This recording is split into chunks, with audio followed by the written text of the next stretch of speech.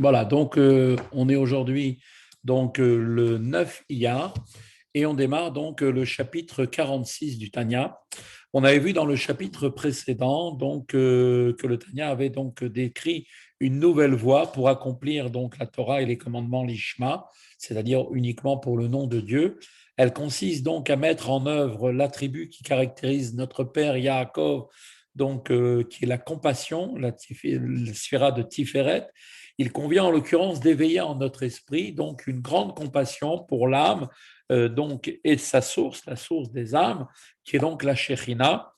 Et ainsi, quand on accomplira la Torah et les mitzvot, on le fera en vue de libérer notre âme et notre source divine de l'exil provoqué par les mauvaises pensées, les paroles et actions dont nous sommes responsables. Avec ce nouveau chapitre, Rabbi Shneur Zalman va maintenant établir à quel point est accessible ce qui est dit dans le verset Ki karov elecha davar me'od beficha bilvafra la soto, que cela est très, très, très proche pour le faire. Et pour reprendre même les mots du Tanya, donc la révélation, en fait, en d'autres termes, de l'amour caché de Dieu, que chaque juif porte naturellement en son cœur, qui brûlant alors donc comme un amour flamboyant, il conduira à l'accomplissement de la Torah et des mitzvot et permettra de rompre toutes les entraves au service de Dieu. Cela est quelque chose de très, très proche de nous et que l'on peut véritablement réaliser sans véritablement de grandes difficultés. L'approche qu'on va maintenant être décrite est également dans une certaine mesure, dans une nouvelle mesure en fait, la manière de comment faire prend appui en même temps sur une disposition naturelle qui elle-même donc n'est plus liée à un exercice personnel qui existe donc la méditation. Une réflexion plus générale va la remplacer et là en soi c'est en fait le cheminement de la nature humaine qui est donc ainsi fait que l'amour témoigné à quelqu'un d'autre, va appeler un amour réciproque. A fortiori maintenant, il en est de même quand un grand personnage important va exprimer son amour pour un individu qui est complètement insignifiant, l'amour qui va donc ressortir de là, qui va éclore de cette réciprocité, sera automatiquement d'autant plus grand que la personne est importante. Donc, dans le même esprit, si on peut dire, bien sûr, sans aucune commune mesure avec l'amour illimité que Dieu a manifesté au Béné Israël en portant son choix sur nous en tant que peuple parmi toutes ces créatures et nous ayant fait sortir de l'exil, de l'Égypte, en nous donnant la Torah et les mitzvot, cet amour qui traverse les âges doit aussi éveiller en retour chez nous, les Béné Israël, un immense amour pour Dieu. Et de même que Dieu a fait abstraction de tous les obstacles à la création par amour pour l'homme, comme cela est expliqué au chapitre 49, de même, on doit aussi nous-mêmes faire abstraction des obstacles qui gênent en fait le service du Créateur.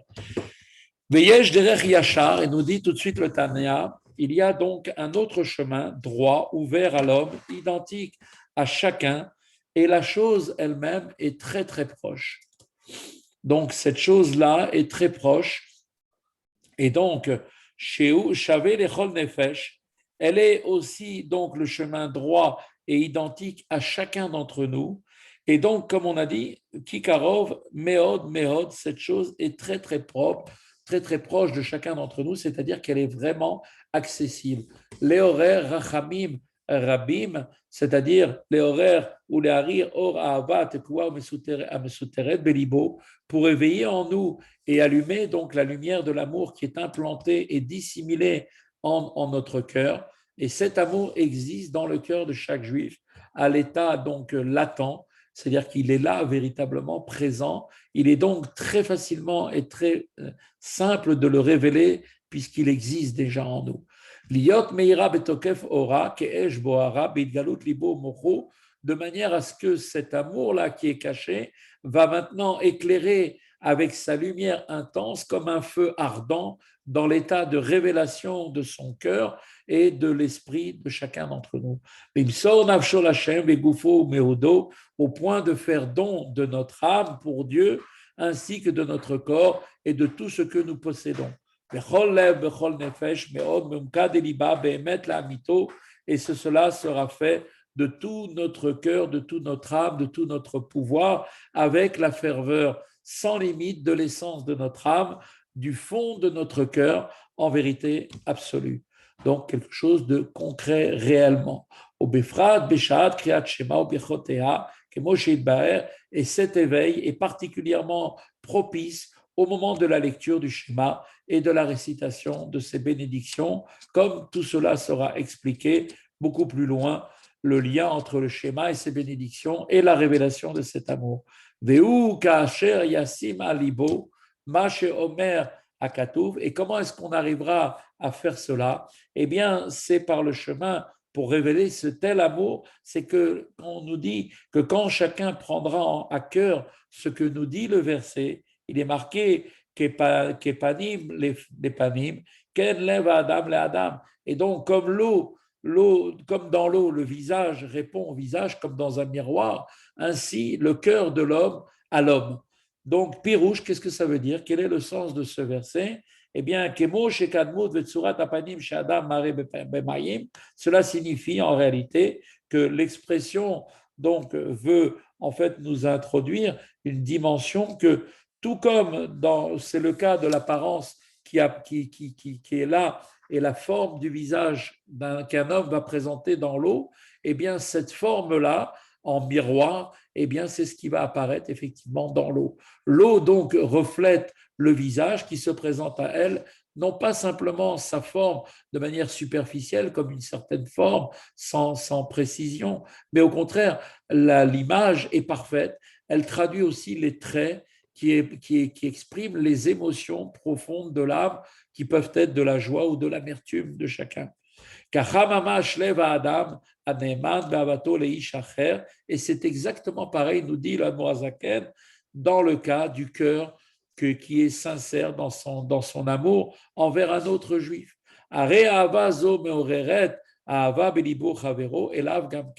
Que donc, forcément, par miroir, l'amour que l'on porte aux autres, eh bien, c'est ce qui va éveiller aussi l'amour réciproque qui va donc à ce moment-là se réveiller aussi dans le cœur de son ami pour lui, de sorte, de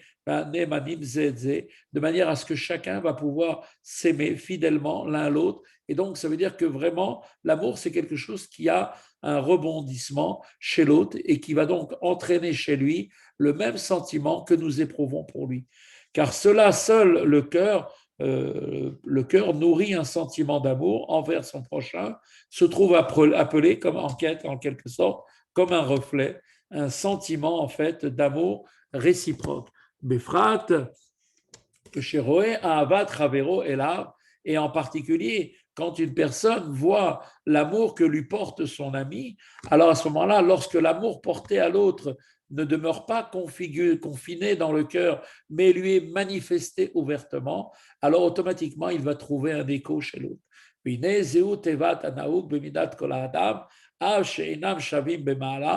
il s'agit là d'une nature qui est commune au caractère de tous les hommes en général. Même si deux individus sont de statut identique, eh bien, quand un va porter un amour à l'autre, automatiquement, ça va réveiller en lui l'amour pour lui aussi. Alors, si déjà c'est comme ça entre les créatures, entre un homme et un autre, combien plus, à plus forte raison, s'agit-il exactement de la même chose quand on va réfléchir que Amelech Hagadol Verav Mare Avato Agdola Vatsuma Leish Ediot Edivze Vishval Anashim ou Menuval Motal Beashpa, à plus forte raison que cela va se réaliser cet amour pour un grand roi puissant qui va montrer son amour, un amour grand et intense envers un homme qui est quelqu'un de vulgaire, méprisé par les autres, qui est peut-être bas même parmi les hommes, une créature qui est complètement vraiment qui est pas belle à voir, qui elle-même est vautrée dans un tas d'ordures, eh bien, on voit que cette personne-là, si le roi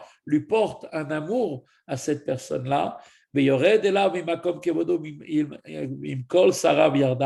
que le roi lui-même descend vers cet homme-là, il descend du lieu de sa gloire, sort de son palais, de son trône, ensemble avec tous les princes de la cour qui l'accompagnent, Umikimo, Birimo, Beashpato, et qu'à ce moment-là, le roi lui-même va relever cet homme-là de son tas d'immondices. Alors, au Mardiso, les Chalo, et que maintenant le roi va vouloir l'introduire dans son palais. Adar Lifnim, Cheder Lifnim, Cheder. Il le rentre à l'intérieur même du palais, dans ses appartements privés, la chambre la plus intérieure. Makom Shen Kol Eved, Bessar Nechnas Lesham, là où aucun serviteur ni prince ne va rentrer à cet endroit-là. Qu'à ce moment-là, le roi va s'isoler avec lui dans une unité et une proximité authentique, avec une étreinte et des embrassades et un attachement de l'esprit, avec tout son cœur et avec toute son âme. Donc, si un si grand roi comme cela va témoigner une affection et une proximité aussi grande envers un individu tellement misérable, à la chat kama vekama, combien plus encore va s'éveiller automatiquement l'amour double et redoublé dans le cœur de chaque individu, même vulgaire et bas, envers la personne du roi, malgré tout, avec un attachement de l'âme, véritablement du cœur et de l'âme, des profondeurs du cœur sans limite. Donc on voit que l'amour révélé par quelqu'un a automatiquement un retentissement, il y a un écho qui se crée chez l'autre, qui fait que la personne, elle aussi, ressent automatiquement un amour pour l'autre. Et il nous dit, et même si son cœur est lui-même comme une pierre, un cœur de pierre, qui n'a pas de facilité à être réveillé par un sentiment d'amour envers les autres, eh bien, malgré ça, malgré tout, il fondra ce cœur et deviendra comme de l'eau. Et son âme, à ce moment-là, eh bien, pourra se déverser comme de l'eau, une âme qui va se languir d'amour pour le roi et pour le roi. Et donc, à partir de là, automatiquement, il y aura automatiquement un écho de cet amour. Rabbi Shlomo Zalman va maintenant nous démontrer que cette image correspond dans tous ses détails, mais sans aucune commune mesure, bien sûr, avec la relation à Dieu, puisque Dieu, le roi du monde, avec l'amour de Dieu entre le roi du monde avec Israël, alors, effectivement, en Égypte, dans un état de grande déchéance spirituelle, Israël a pourtant reçu le témoignage d'amour sans limite de Dieu. Quand les Bnei Israël, ils étaient en Égypte, ils étaient dans un tel niveau d'Avodazara, tellement bas, comme on peut dire, comme ils étaient dans un tas d'ordures. Eh bien, malgré tout, Dieu a révélé son amour le plus grand, sans limite pour eux, et qui est donc lui-même Dieu descendu directement en Égypte, dans cet endroit d'impureté, pour délivrer les Bnei Israël et élever les Juifs vers le plus haut sommet lors du don de la Torah, par lequel l'union va s'accomplir, l'union absolue avec lui. Par ailleurs, on voit effectivement qu'il n'est pas ici question de quelque chose qui s'est passé dans le passé, mais bien au contraire d'un témoignage d'amour qui se renouvelle en tout temps, puisque à tout instant, et qui franchit donc toutes les époques, traverse tous les âges, ainsi qu'on l'expliquera beaucoup plus loin, ainsi comme on peut le voir, effectivement, un homme est capable donc de prendre conscience que l'amour que Dieu lui porte est un amour continuel. La preuve, c'est que chaque jour, on dit que effectivement, qu'il renouvelle donc sa confiance en nous et nous témoigne son amour en nous donnant effectivement sa Torah et qui nous donne la possibilité de pouvoir l'étudier, d'accomplir les mitzvot. Donc, en faisant cela, eh bien, automatiquement, on va se rendre compte que ce témoignage d'amour tellement, tellement, tellement grand de Dieu pour nous qui sommes des créatures, eh bien, il est encore, même aussi aujourd'hui, présent, bien présent parmi nous. Et ainsi, comme dans l'eau, le visage répond au visage, comme on a dit, à l'image donc d'un miroir, en s'attachant à cette pensée, chacun va donc automatiquement révéler dans son cœur un amour intense pour Dieu. Donc, en résumé, qu'est-ce qu'on vient de dire dans cette étude d'aujourd'hui? C'est que le simple fait de se souvenir que Dieu est en fait en train de nous marquer sa preuve d'amour et que cet amour qu'il nous a donné est un amour qu'il continue de nous donner dans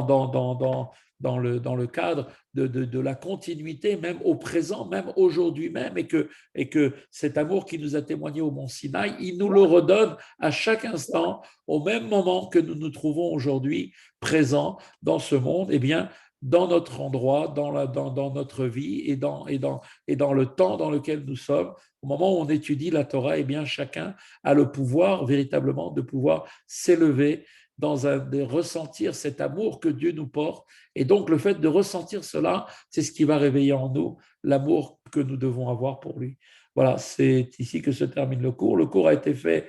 pour la Refoua Shlema de Mara Rachel Batrut, qui est donc la fille de Ruth, notre amie, donc qui n'est pas là aujourd'hui pour l'instant. Voilà, je vous souhaite à tous une bonne journée